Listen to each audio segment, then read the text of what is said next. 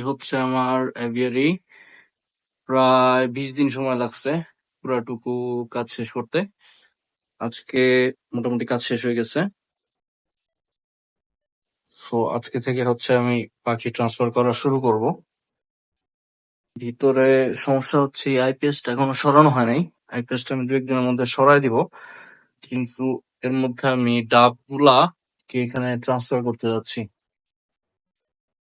এই জায়গাটা আর একটু কাজ বাকি। এখানে কিছু, এই যে এটা হচ্ছে একটা পকেট গেট পাখিগুলোর ওই পাশে যাওয়ার জন্য। আর ওই পাশে হচ্ছে 2টা চৌবাচ্চার মতো।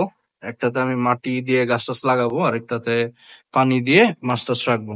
পাখিরা ওই পাশে যাইতে পারবে পানি খাইতে, অথবা শাকসবজি হলে শাকসবজি খাইতে যাইতে পারবে। এই সাইডে একটা দরজা আছে। তো এখানে হচ্ছে গিয়ে পেপার দিব আপাতত, যাতে ময়লা কম হয়।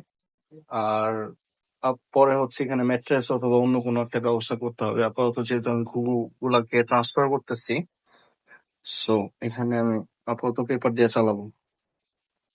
আর ফিঞ্চ গুলাকে আস্তে আস্তে আনবো।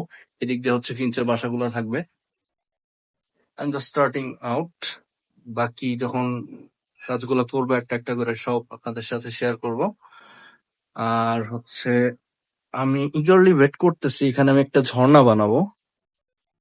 ঝর্ণার পাম্পটা আজকে কিনে আনা হয়েছে।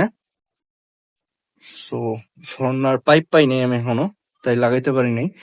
আর তাছাড়া এখানে আরেকটু কাজ বাকি। এখানে আহ, মাছ রাখার জন্য নিচের যে সুয়ারিস সিস্টেমটা আছে, ওই সিস্টেমটা হচ্ছে আহ মাছ চলে যাইতে পারে, ফুটাটা একটু বড়, এটা একটা জালি দিয়ে আটকায় ফেলতে হবে।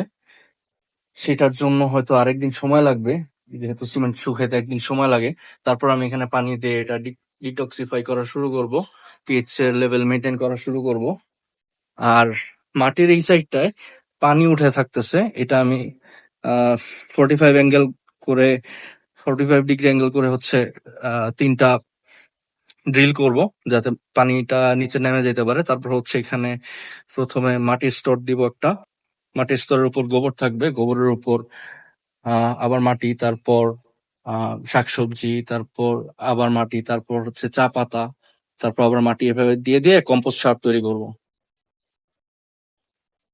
এই জায়গাটা এখনো যেহেতু কমপ্লিট হয় নাই, সো এই পকেট গেটটা আমি এখনো খুলিনি এই পাখিদের জন্য। আস্তে আস্তে যখন আহ, এই কাজগুলো শেষ হয়ে যাবে, তখন পাখিদের ওইদিকে যাওয়ার ওয়ে করে দিব।